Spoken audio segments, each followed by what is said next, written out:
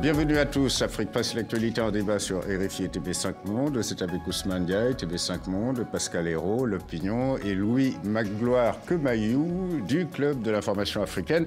Et c'est autour de deux sujets cette semaine. Les dirigeants du G5 Sahel en quête de financement se sont réunis à New York cette semaine en marge de l'Assemblée générale des Nations Unies. Et puis le régime burundais de Pierre Nkurunziza, accusé de crimes contre l'humanité par un groupe d'experts mandatés par les Nations Unies. Et Bujumbura répond par le déni. On commence donc par cette réunion au sommet des dirigeants du G5 Sahel, en marge de l'Assemblée générale annuelle de l'ONU à New York. Un groupe de pays qui cherche désespérément des financements pour sa force antiterroriste, avec le soutien actif de la France. Le résumé du sujet par Elisabeth Guedel, la correspondante de TV5 Monde à New York. Tout le monde s'accorde à dire qu'il y a urgence à mettre en place cette force au Sahel, surtout après la dernière vague d'attentats cet été dans la région.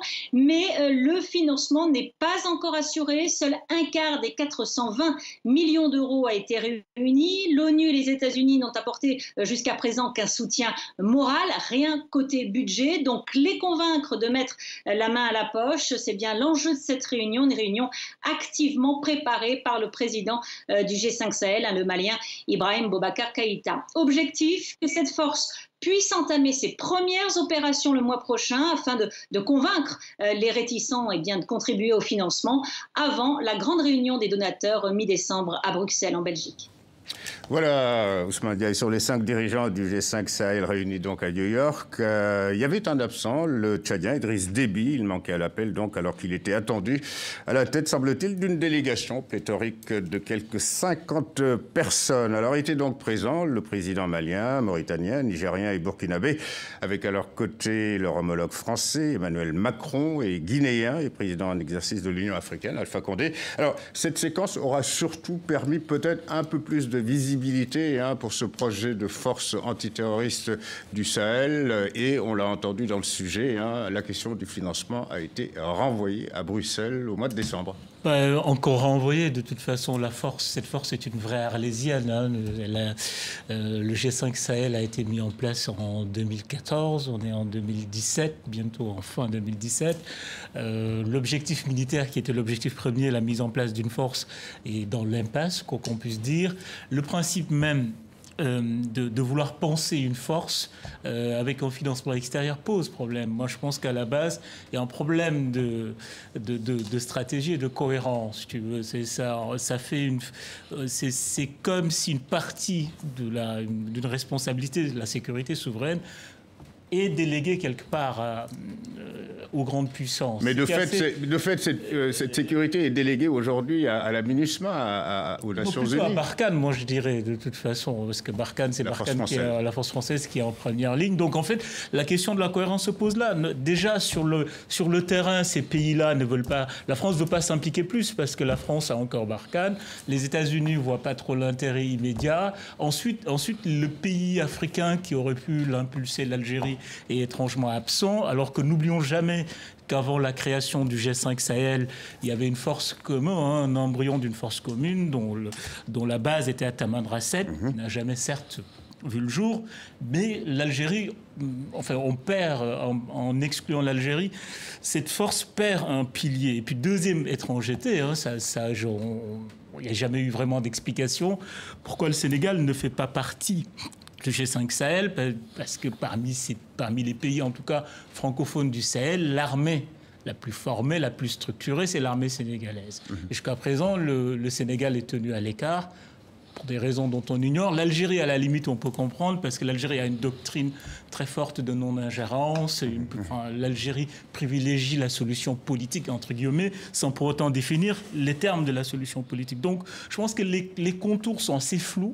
La stratégie totalement dépendante de l'extérieur. Donc, on voit très très mal comment on peut sortir de l'impasse. Voilà. Alors, Pascal, il y a aussi le fait que les États-Unis ou le Royaume-Uni, qui ont bloqué toute aide onusienne à cette force, déjà en juin dernier, eh bien, ces deux pays estiment en gros que, au fond, ce projet de force relève du bilatéral, c'est-à-dire c'est un projet commun, surtout entre la France et les 5 pays concernés. C'est le mode de coopération privilégiée par les États-Unis et la Grande-Bretagne. Ils font de la coopération bilatérale en Afrique et ils n'ont pas envie de s'engager plus en avant dans le financement d'une force. Il ne faut pas oublier que Donald Trump...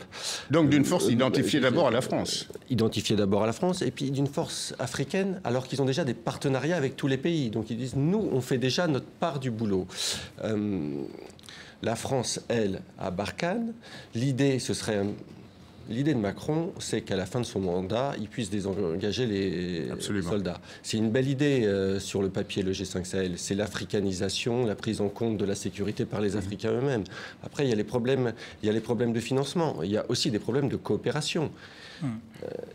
Les états-majors des différents pays ont aussi l'habitude de faire de la coopération bilatérale. Le Niger travaille avec les États-Unis et avec la France. Absolument. Le Tchad fait exactement la même chose. Le Cameroun fait la même chose. Le Nigeria. Donc, faire travailler ensemble ces pays, c'est très difficile, d'autant que les modes opératoires des armées sont différents. On l'a vu dans le cas de la force régionale qui intervient dans le lac Tchad, c'est plus de la coordination. On se prévient de ce qu'on fait. Il y a des droits de poursuite transfrontaliers qui sont accordés, mais il n'y a pas vraiment d'opération conjointe.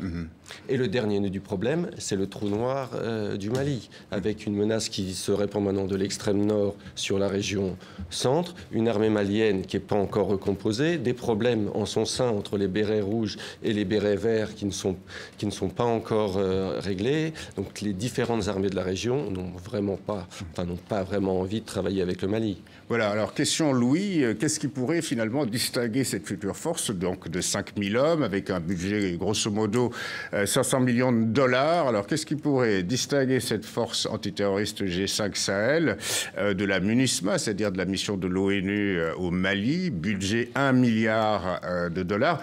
D'ailleurs, certains dirigeants du G5 Sahel estiment qu'on devrait leur allouer justement la moitié de ce budget de la MINUSMA. Alors, est-ce à dire que cette force du G5 serait plus active, plus opérationnelle que la MINUSMA? Je pense qu'il y a un vrai problème de fond que l'on ne veut pas voir. C'est à la fois la démission de certains pays ou la faiblesse des armées de certains pays, et puis le fait qu'artificiellement on superpose beaucoup de couches auxquelles on n'accorde pas suffisamment de pouvoir et qui se renvoient la balle à chaque fois qu'il faut intervenir.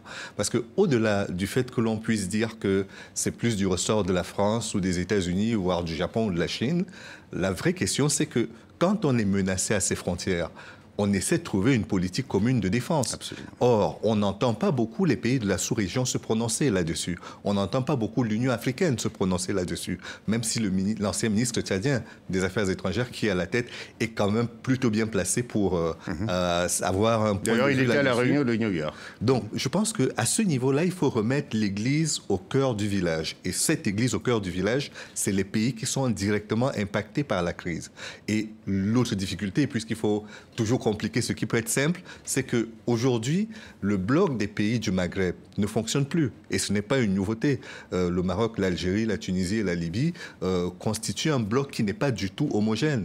Or, le Maroc a décidé de quitter ce bloc-là pour rejoindre l'Afrique de l'Ouest. Ce qui signifie qu'aucune politique, qu'elle soit de défense ou économique, ne peut se faire sans le Maroc, qui a de gros investissements dans ces pays-là également, et qui a donc besoin de se projeter militairement pour pouvoir préserver ses intérêts également. Quid de l'Algérie dans ce cas de figure? Tout le problème est là. Alors justement, l'argument militaire et stratégique, c'est que cette force de 5000 hommes va opérer aux frontières communes, Mali, Burkina, Niger. Est-ce que ça suffit comme argument? Non, mais ça, 5000, c'est dérisoire, c'est un coup d'épée dans l'eau. Rien que la frontière entre l'Algérie et le Mali, c'est un trou blanc. 5000 ne suffit pas. C'est-à-dire, par rapport aux enjeux, par rapport à l'espace géographique visé, 5000 hommes, on se dit, ils vont vont être où, finalement, Rien que le Nord Mali, c'est une pétaudière impossible. Et avec 5 000 hommes, aujourd'hui, les forces de la MINUSMA tournent autour de 10 000 hommes. Et ils n'arrivent pas à sécuriser le Nord Mali. Kidal c'est un no man's land, souvent contrôlé par une kyrielle, une multitude de groupes armés. Donc je pense que même l'objectif de 5 000 hommes, militairement, est très faible. Et puis aussi, il ne faut pas perdre de vue aussi que chaque pays a sa propre stratégie antiterroriste. C'est-à-dire, avant de faire la force commune, il fallait quand même faire une stratégie de lutte antiterroriste commune. Quand vous prenez un pays comme la Mauritanie, a toujours fait solo avec sa stratégie. Un pays comme le Mali, après avoir longtemps été très ferme, le président Keïta ouvre la porte en disant que voilà, on peut négocier. Et d'ailleurs, le président de l'Assemblée nationale, Ali Nouhoum Diallo, l'ancien président de l'Assemblée nationale, a pris une initiative dans ce sens. Absolument. Issoufou est dans une stratégie plutôt ferme. Le Burkina, il est hors de question et commence à découvrir la question terroriste. Donc, tout ça, c'est à coordonner. Et tant qu'il n'y a pas une vision commune, une base commune, un projet commun, ça ne sert à rien de faire une force commune. Pascal. Oui, et ce que tu disais tout à l'heure sur la Mauritanie et le Sénégal est très juste. Et ça montre qu'il y a des problèmes de leadership et d'ego des chefs d'État derrière. Pourquoi le Sénégal n'est pas rentré dans cette force alors que Macky Sall vient de demander encore plusieurs fois? Il a même téléphoné au président Macron. Au Mali. Ouais. Au Mali. Il a téléphoné au président Macron pour demander. Simplement parce que la Mauritanie ne veut pas qu'il y figure. Parce qu'à la base et à l'origine de la création de cette force, il y a un engagement très fort du président Abdelaziz. Donc tant qu'on ne réglera pas ces problèmes d'ego et de leadership régional et que les gens n'accepteront pas de travailler ensemble, de faire travailler leurs états-majors, leurs services de renseignement et d'avoir un minimum de confiance entre eux, ce sera très difficile. Par contre, ce qu'il faut noter, la menace, elle est vraiment transnationale. Chez les djihadistes mauritaniens, sénégalais, maliens. Toute la région, y compris la Côte d'Ivoire. C'est pas des chefs maliens qui ont qui ont mis le feu au nord Mali. C'est plutôt des Mauritaniens, des Algériens. Donc eux, ils coopèrent bien. Voilà. Alors, juste un dernier mot, Louis. Rappelons quand même que le G5 Sahel n'a pas qu'une vocation sécuritaire. Il y a aussi, à la base, elle a une vocation de coopération en matière de développement et on a l'impression aussi que, alors pourquoi instituer une nouvelle plateforme alors que la CEDEAO existe, qui a exactement la même vocation et qui réunit l'ensemble des pays ouest-africains?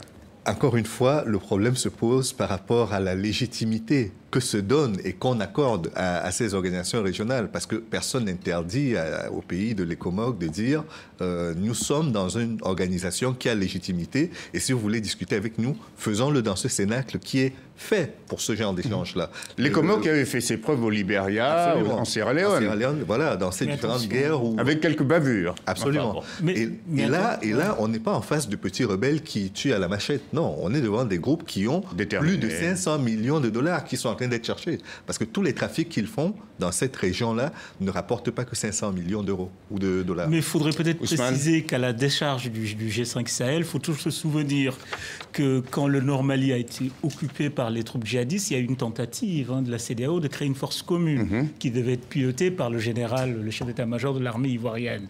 Il y avait un plan opérationnel qui a été mis en place. Cette force n'a jamais vu le jour parce que les divisions n'ont pas les promesses de contribution, on ne les a jamais vues. Donc je pense qu'il y a aussi... Cela dit, pourquoi ne pas justement renforcer la CEDEAO plutôt que de créer des sous-ensembles, Pascal? Il y a une brigade qui a montré son efficacité, c'était celle qui est intervenue à l'est de la RDC. C'était une brigade africaine. D'origine sud-africaine surtout. Sud-africaine, Burundi, si je me souviens bien, un troisième pays qui était peut-être la Tanzanie, et qui était avec un appui logistique onusien.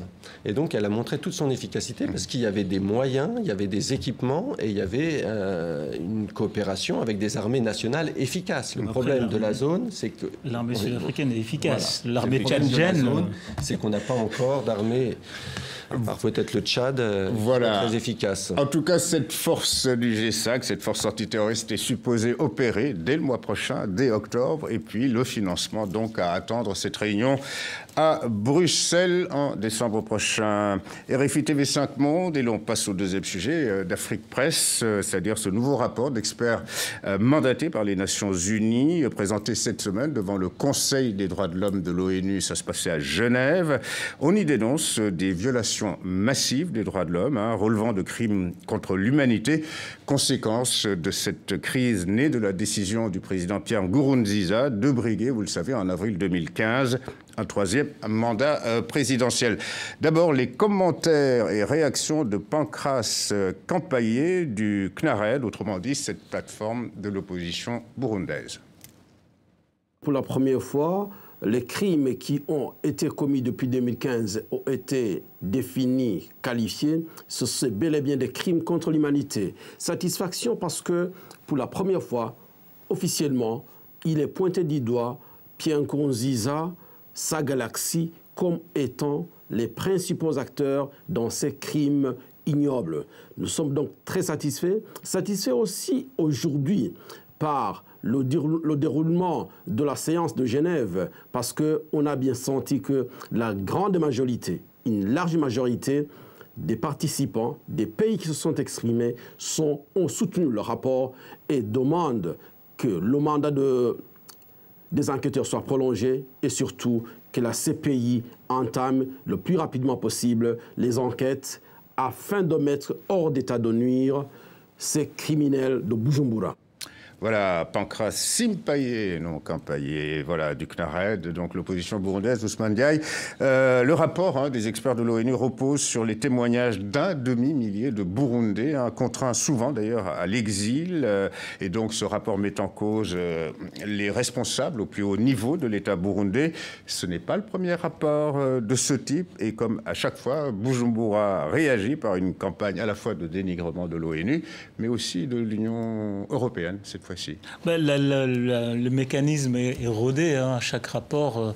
Enfin, ce qu'il faut retenir, c'est que dans ce cycle des rapports, il y a quelque part une forme d'impuissance. C'est-à-dire l'ONU qui dit finalement un crime contre l'humanité se prépare, ou en tout cas il y a tous les éléments palpables, intangibles, et que personne ne puisse bouger. Je pense que Nkurunziza a gagné la première manche. Il a gagné avec une méthode qui est très efficace, c'est-à-dire cette forme d'usure. Le temps joue en sa faveur. Aujourd'hui, tout le monde oublie finalement qu'il a entamé son troisième mandat, il va vers 2020, une nouvelle élection, et 2020 déjà, il pose les fondements d'une candidature, parce qu'il a dit récemment que si le peuple le souhaite encore, il peut y aller. Évidemment, le peuple, c'est peut-être lui, parce que ce langage assez étrange. Le peuple, c'est ceux qui n'ont pas encore pris le chemin de l'exil. Donc la configuration est très simple. Il a réussi le huis clos. C'est-à-dire pas de contre-pouvoir. Absolument. La presse est en exil, l'opposition est en exil. Donc, pour moi, la vraie question au-delà des rapports, c'est comment sortir du huis clos.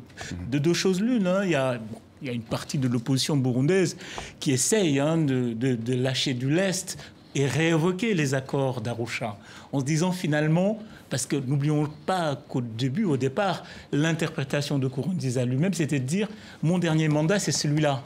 Donc il y a une partie de l'opposition qui est très réaliste, qui se dit au fond, il ne reste encore que 2020.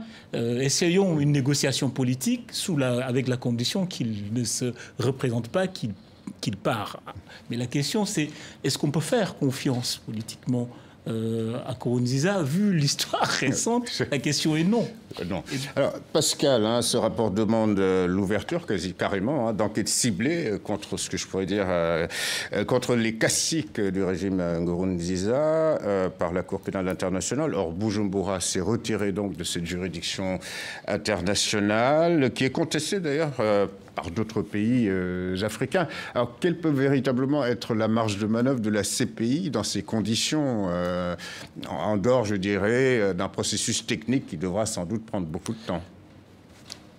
la CPI, il y a peut se saisir, peut ouvrir une affaire à 3 conditions. Que le pays soit membre et qu'il y ait une demande, ce qui était le cas jusqu'à récemment. Elle peut s'autosaisir aussi, ou elle peut être saisie aussi par le Conseil de sécurité de l'ONU. Donc il y a une marge de manœuvre pour que la CPI ouvre une affaire. Mais Pierre Nkurunziza bénéficie actuellement d'astres très favorables. La situation a bien changé. La CPI est décriée sur le plan international. Le Conseil de sécurité est particulièrement divisé parce que après l'affaire libyenne entre les Russes et les Chinois très méfiant. Vous savez, chaque grande puissance a son cercle d'influence. Absolument. Mais maintenant, les Chinois et les Russes, après la Libye, ont décidé de ne pas faire de cadeaux ni aux Français ni aux Américains. Donc il y a cette conjoncture favorable et sur le terrain, c'est lui qui a la main. Il a réussi à diviser l'opposition. Il prépare un projet de révision constitutionnelle dans lequel on va... il va s'éterniser au pouvoir, oui. Présidentiel risque de sauter. Le partage du pouvoir tel qu'il était conçu entre les Hutus et les Tutsis, il va être aussi certainement remis en cause. Moi, je ne vois pas beaucoup de moyens de pression, à part peut-être l'opposition armée, oui. ou alors des pressions internationales très fortes, à condition que les grands pays du P5 se mettent d'accord, parce que l'Union africaine est complètement décrédibilisée dans cette affaire. Absolument. Elle avait menacé. Mais pas seulement l'Union africaine, d'ailleurs, l'ONU est un peu... Et même le médiateur, Benjamin Mpaka, il confie en privé actuellement que s'il pouvait se retirer, il le ferait aigrement. Voilà. Alors comment en terminer avec ce huis clos, pour reprendre le terme d'Ousmane Diaye, ce huis clos dramatique au Burundi, alors que les pressions extérieures donc sont vaines, l'Union africaine impuissante, l'ONU impuissante, la menace de la CPI n'opère pas. Par ailleurs, les arbitrages qui ont été tentés n'ont pas fonctionné.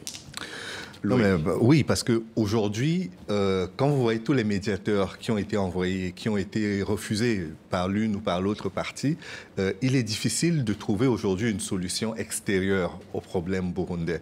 Et quand on met en parallèle avec un pays qui a connu la même crise que le Burundi, mais qui est allé jusqu'à l'extrême du génocide, que le Rwanda, on a encore beaucoup de chemin à faire. Parce que ce que l'on ne dit pas assez, c'est que malgré les accords d'Arusha, on n'est pas arrivé à refaire un état de droit au Burundi. C'est-à-dire qu'on est encore dans un processus de fabrication de l'état de droit au Burundi. Et donc c'est sur cet échafaudage banque-ballant que l'on essaie de trouver des accords sur la manière de gérer le pays. Et donc je pense que le problème de fond et la solution en elle-même ne viendra pas de l'extérieur. On a, à partir de la fin de la présidence en exercice de Alpha Oumar Konaré, la présidence en exercice qui sera assumée par le Rwanda. Est-ce que cela facilitera ou compliquera la tâche? Je n'en ai aucune idée. Mais ce qui est certain... non, la présidence voulait dire de Alpha Condé. De Alpha Condé, qu'est-ce que j'ai dit? Alpha Oumar Konaré. Alpha Condé de Guinée. Absolument. Oui. Pascal. Oui, un petit mot par rapport au Rwanda. Du côté de Bujumbura, on regarde à la fois Kigali avec une certaine haine, et aussi parce que Kigali a armé la rébellion pendant un temps, mais aussi il y a un peu de mimétisme aussi.